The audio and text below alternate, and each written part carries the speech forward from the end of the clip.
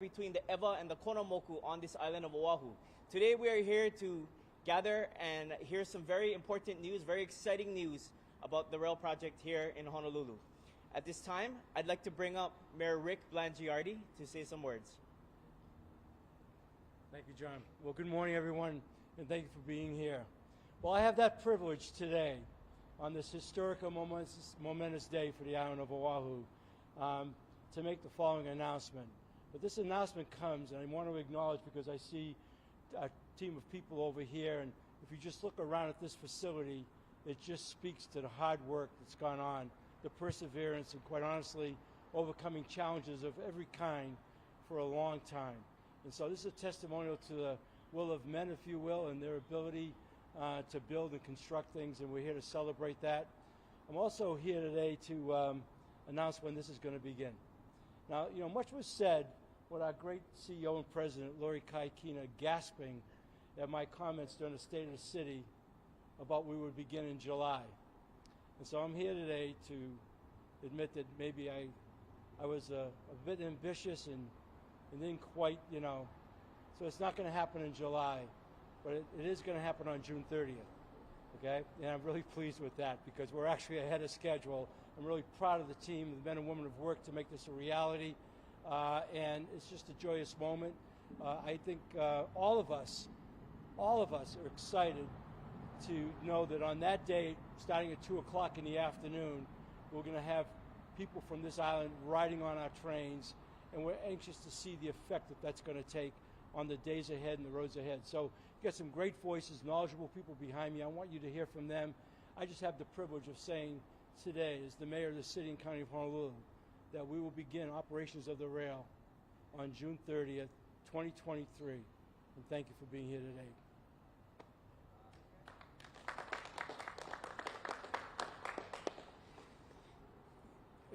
Collaboration and alignment are super important anytime anything large, anytime that we have a task to get done.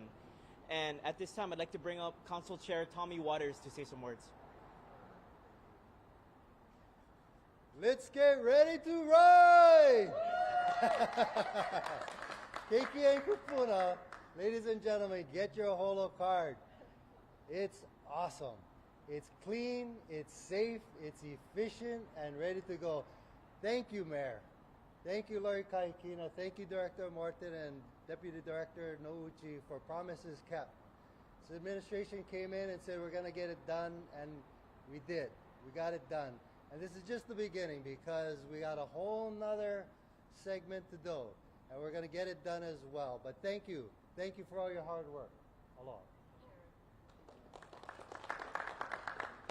Council Chair Waters talked about promises, and as everybody knows, it's very easy to make promises, but I don't think anybody knows the truth about how hard it is to deliver on those promises as HART's Executive Director and CEO, Lori Kahikina.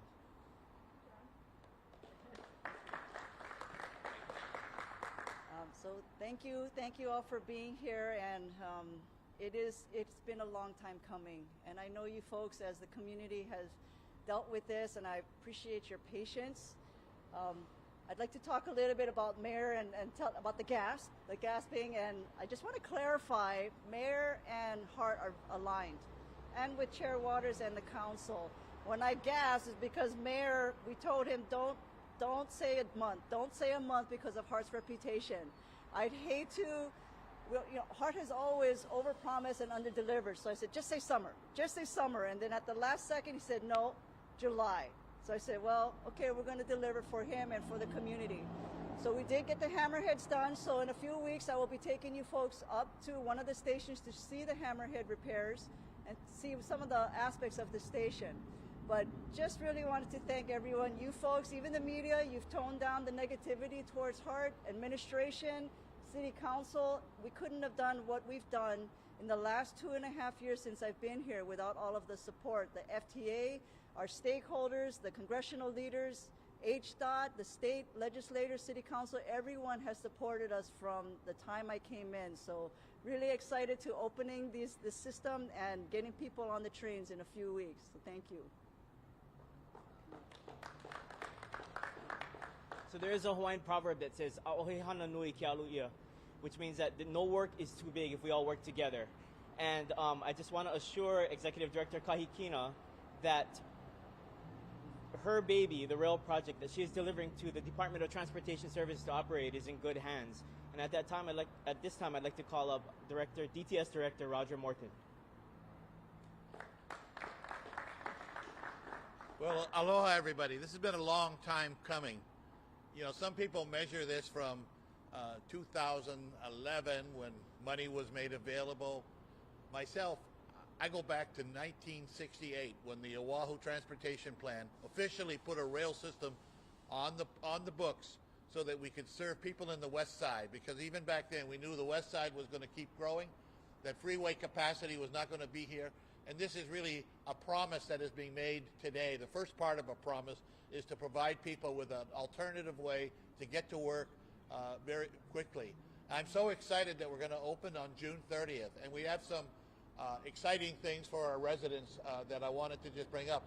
Today, we're going to be submitting a resolution to our City Council to enable us to provide free opening day rides for our public, and we're gonna celebrate this on June 30th. That's the 4th of July weekend, and so we're planning to have free transit for all of our modes, our bus, our rail, and we're going to do that on the 1st, 2nd, 3rd, and the 4th of July. So what I want to tell folks out in the community is this is your system. We want you to come. We want you to see it. It's cost a lot of money. Now we're ready to turn it on.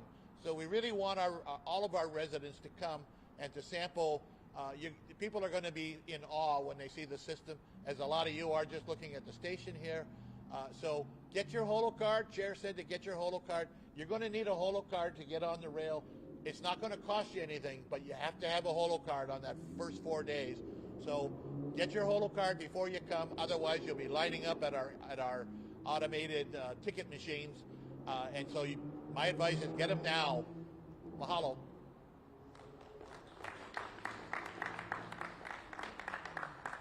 So at this time, we'd like to entertain any questions anyone might have. We can call up the appropriate person to answer. What do you think what's the anticipated ridership daily for this first? Roger, you want to talk about it? Well, this is our first opening of a route that goes from East Kapolei to Stadium. We're going to provide express bus service to match the rail. So every 10 minutes, we're going to have an express bus that'll help you complete your trip. But we recognize that this is still an incomplete system. This is going to Stadium, and we're not going to be changing other aspects of our express bus systems or anything like that. So my expectation would be that after a full year of service that we would hopefully be up in the 10,000 per day range. When we extend to airport, we hopefully will get up to about 25,000 per day range. And when we get to town, we're projecting about 85,000.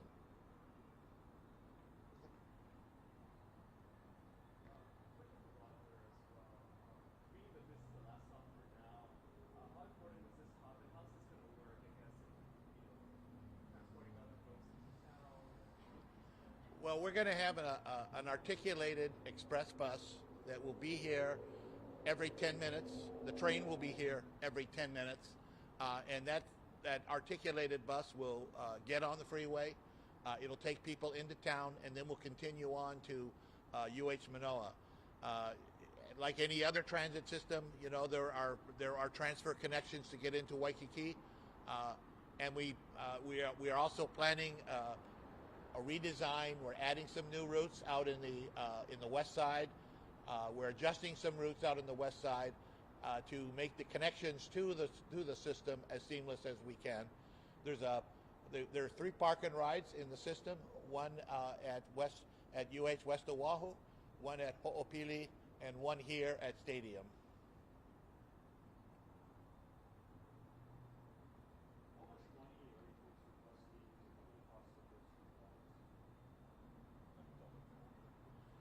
Could you repeat the question? I know it said something to do with money.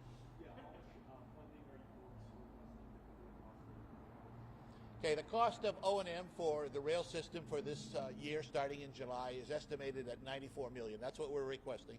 It is 50 54 million or so to our contractor who is operating the system, and the balance is for other things like electricity, our staff, and other things like that, parts, repairs, and those things. So what about the free rides on those first initial fees? They will be free. Well, the funding is included in our annual budget. You know, most of our residents that use transit now on a regular basis end up with a monthly pass. So we're really making and so our revenue loss is really limited because the people that usually ride, we're making it free for the residents that don't ride because we want this system to be used by new riders as well as existing riders.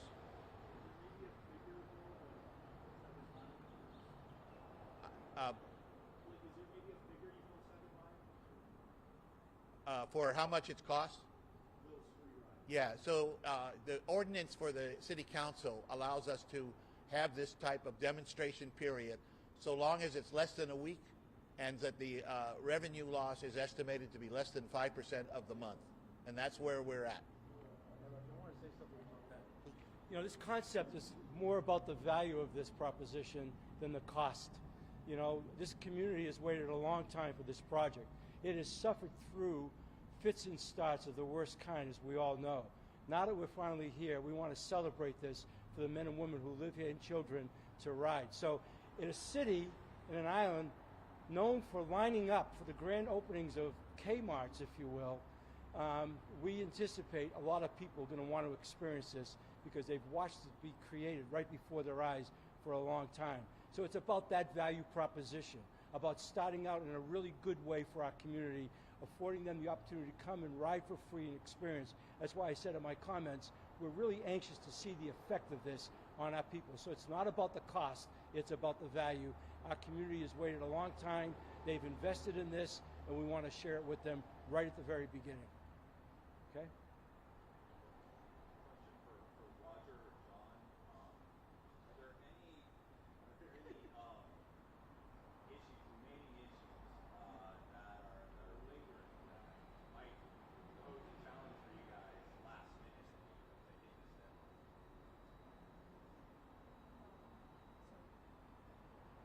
Marcel, too, if there's technical issues to opening up, that's actually on Hart. So we still have the hammerheads. They're almost done. They're still slated to be done by the end of May. The trial running, they met the 98.5%. Hitachi did a really good job. So that's the last technical issues. There are some punch list items, and you can see that we hired, Hitachi actually hired a contract to do one final cleaning of all of the stations. But as far as technicals, issues before we can open, there shouldn't be any, except for the hammerheads. That's the biggest one.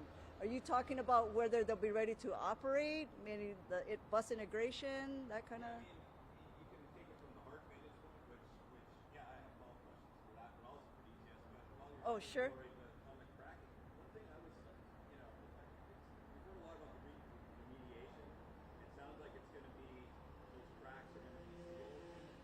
We haven't heard a lot, as far as I know, to what, if it was ever determined what actually caused that cracking, whether, the initial concerns were that it was structural, and that's why it was addressed. Did your contractors or anybody go out there and conclude one way or another what actually caused those shear cracks that Yes, prompted this? yes. The cause was there wasn't enough rebar in the hammerheads, and so that's why we're doing post tensioning.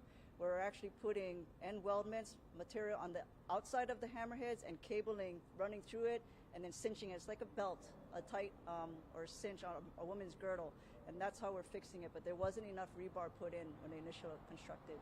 Yeah, I'm also wondering Sure. from the DTS angle, if there, on your end, are there last minute things that are By and large, we're ready to go. Hart has to hand the system over to us. There is some regulatory approval that state's going to have to give us, but we don't anticipate that to be an issue. They've been with our folks at DTS and the Hart folks, and have been and the DOT folks have been working as a team for the last many years, really. And so there's no surprises for any of the team members at this point.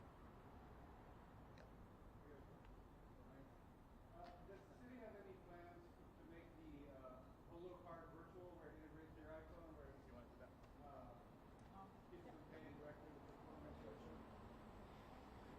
So our plans for the Holo card actually involve one of the most questions we get is related to whether we'll have an app for the Holo card. I think what we would prefer to do, and this is the direction we're heading in, is we are aiming at using what's called open payment, so that you can tap on any credit card, or even through your iOS or your Android, your wallet functions straight from your phone. And we're going to leapfrog the app to go to open payment. And what's great about open payment, it will still allow everybody to have the benefits of Holo. You can still tap and achieve your daily and your monthly caps as long as you use the same card. So the answer to that is I don't believe that we are looking towards a mobile app that's specifically for Holo, but we are looking at getting towards open payment as our next step, next evolution of Holo. Would you anticipate that might be rolled out? We have some IT things to work with, and additionally, we are also trying to work with the other 3 counties to integrate Holo such that transit and other functions can actually be used statewide. So we're really happy to be partnering with our other counties, and all of that might be in a single evolution as we move forward together.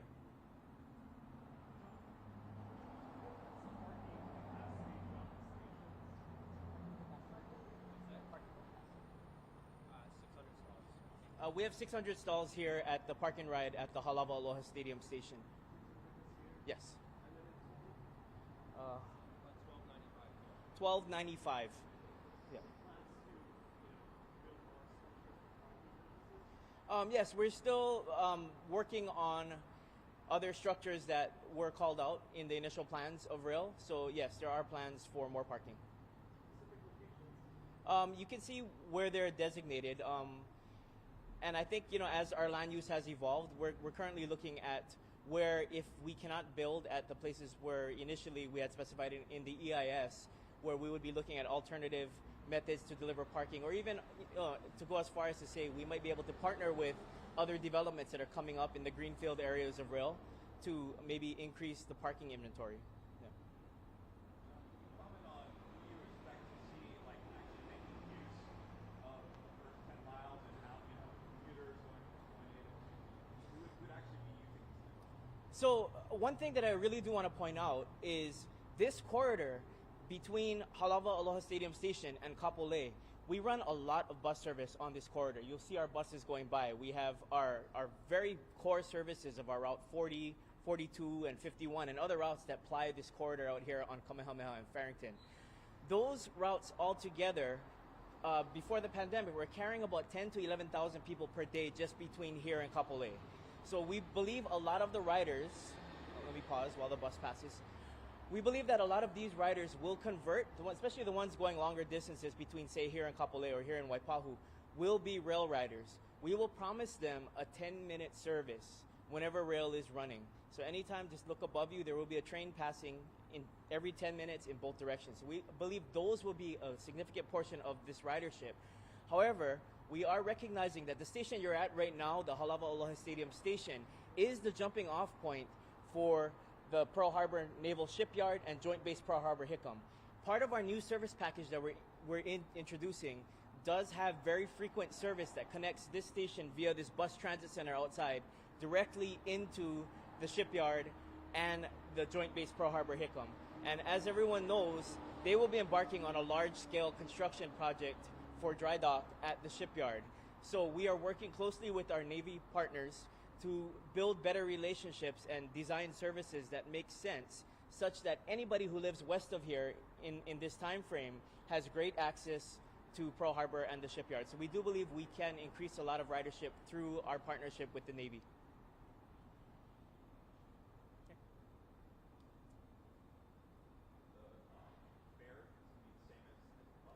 Yes, very important. Fare is the same as the bus. We treat it just like any other bus route. If you tap on a bus and then you tap on rail, or vice versa, tap on rail, tap on bus, if you do it within 2.5 hours of the first tap, it's treated free like a transfer. And all the daily caps, we will, one of our passengers, an adult passenger, will never be able to spend more than $7.50 in a day. Once you hit that $7.50 $7.50 cap, you will ride free until 2:59 a.m. the next morning. Once you hit the $80 cap within the month, you will have free transit for the rest of that calendar month.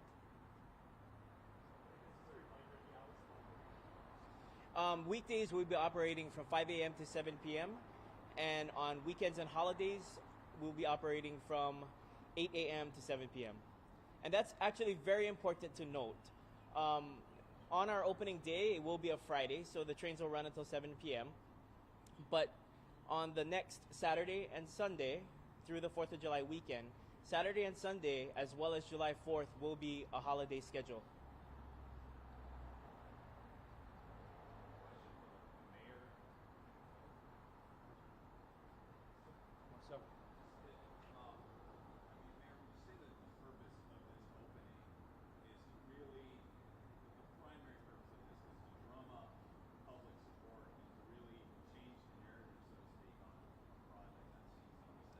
Yeah. Well, you know, we came into it with the mandate to get it operational. And so now that was our first focus. And so obviously the extension of that is to get usage and to, as I said, the impact on people, the effect on people, the efficiency of what we think this represents. That's all to be had, yeah. So I think once you get operational, it's going to have its own impact, and I'm really confident, and so are all of us, about the experience people are going to have. So yeah, it's look, this is phase one from East Kapolei to Civic Center. This is going to go beyond my lifetime, but this will trigger all kinds of things, not only parking structures, housing, and everything. This is a transformative project. There'll be a phase two. Where that goes, I'd like to see it deeper into Kapolei, obviously, to Ala Moana at a minimum, and perhaps beyond. But this is, as in every major global project of this kind, of this caliber, with the kind of money's being invested and spent for the people who live in those areas, these are long-term projects. And so, yeah, we want an enthusiastic response here. We think we're going to get that because the experience is going to be so unique. I'll tell you right now, having rode on the train, the view plane alone is going to surprise a lot of people because all of us ride on the streets. It just adds to the efficiency and the comfort of the cars, but I think it's going to be a great experience. And I think people are going to be surprised by that experience. I think one thing that a lot of residents might wonder is if the $94 million annual is worth the benefits. Well, you know, in every major city, transportation is always subsidized. It's not a profit-making venture.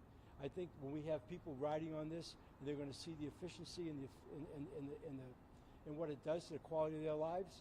I don't think that's even going to be a discussion. You know, I think we're a big city. We're 1 million people here, and while not everybody is in this corridor, this is a really necessary part of how we live here, and I think it's going to prove itself. Another sort of reminder question. So I think with the hours being 5 a.m. to 7 p.m., are there plans to expand those hours? Yeah, I'll let John answer that, but we will. As we get further into the system, those hours will obviously, because of the accommodation of people, will be expanding. John? I think not to overshadow the gravity and the importance of this first opening. It is something that our island has waited for 55 years, since 1968. We are opening a new system, and within a short period of time, we will extend that new system to Middle Street. And what the Middle Street extension will contemplate, we'll also be adding on 4 stations in addition to that 4 miles. One of the most important stations in there is in the Daniel K. Inouye Honolulu International Airport. So understanding how airports work, the amount of labor, the amount of visitors, all those types of riders we can gain with that, at that point, the service operating hours will be expanded to a lot later, to about the 11 p.m. or the midnight mark. And that's in anticipation of all the new catchment of riders we anticipate getting. But as we close this out, this opening is significant, as I said, for this island.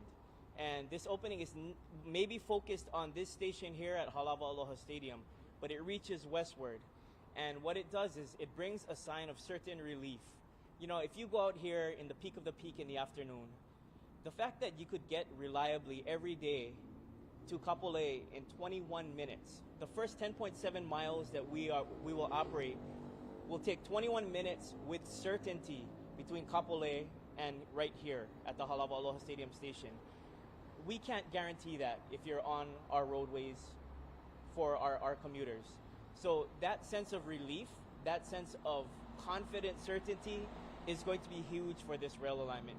That you can set your watch on how long it will take you every day with that certainty to get to your destination, I think is something of extreme value. And at this point, does anybody have any other questions? Just out of curiosity, capacity of one of the trains. Ooh, capacity of one of the trains, we seat roughly 600 to 700 people at Crush. So if you can imagine, we are partnering with a lot of the destinations along the alignment right now, but the stadium, although it may not be operable right now, we have been partnering with the stadium to talk about all the events that they have coming up. They've slated for this summer. And we want to make sure that our residents get the opportunity to use rail to come to these events. I know they have a really pretty heavy slate of events scheduled for this summer, and that's actually maybe the best time for people to get to know their rail system, our rail system. Do you anticipate extending the time? I mean, when there's late events like for stadium with the system? We can talk about that if, you know, on an event by event basis. Middle Street, you're still looking at 2025. Correct. Late in the year, do you have a kind of target? What is that? Summer? Yeah, summer. So think about it as 2 years from when we open the initial segment. So summer 2025 is a good target. And the airport? The airport is included in that segment. Yeah. So just think about it. Within 2 years after July, so maybe around July 2025, we can take a train. Everybody who lives west of of the airport can take a train and reliably get into the airport, not near the airport, into the airport and home. That will be a game changer.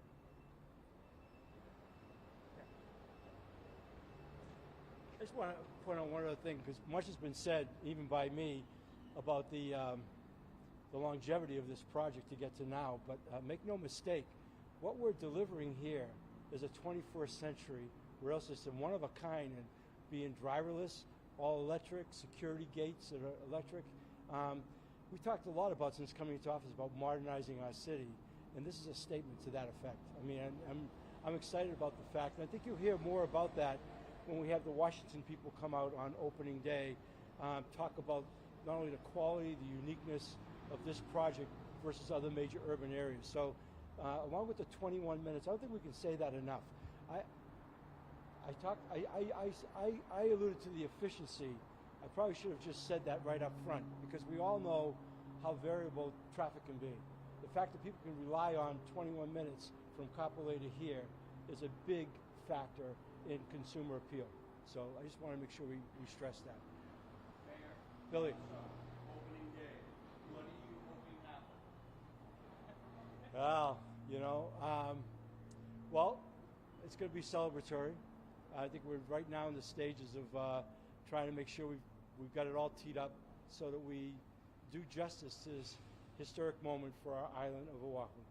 That, not unlike anything that you've seen, somewhere in a time capsule later, they'll look back and go, that they did that. That was pretty cool, right? I also hope that, and I think it's going to happen, that it's hard to predict the numbers. We've been back and forth, although we've discussed with Hitachi and other people who've opened up rail systems elsewhere, if they're surprised at how many people turn out. I think what's going to happen is we're going to have a tremendous amount of people, and hopefully it's going to be joyous and everything will be positive. And so I'm thinking only the best, Okay? Hey, thank you all for being here today. You're part of history.